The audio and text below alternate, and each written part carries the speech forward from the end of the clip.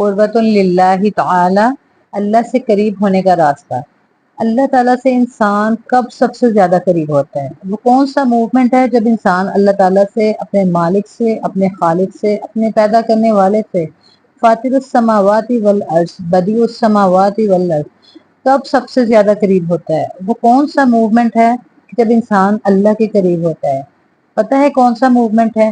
جب انسان سجدے کی حالت میں ہوتا ہے تہجد کے ٹائم، جب انسان اپنی دعائیں، اپنی گڑ گڑائیں، اپنے آنسو اپنے رب کے سامنے پیش کرتا ہے، اپنی ضروریات کو، اپنی حاجات کو، اپنی خواہشات کو اپنے رب کے سامنے پیش کرتا ہے، تو اللہ تعالیٰ سے وہ عاجزی سے اور گڑ گڑا کے مانگتا ہے، تو اللہ تعالیٰ اس بندے کی دعا کو کبھی بھی رد نہیں کرتے۔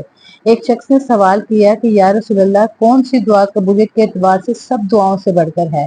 تو آپ صلی اللہ علیہ وسلم نے فرمایا کہ پچھلی رات کے درمیانے حصے کی دعا اور فرض نمازوں کے بعد کی دعا۔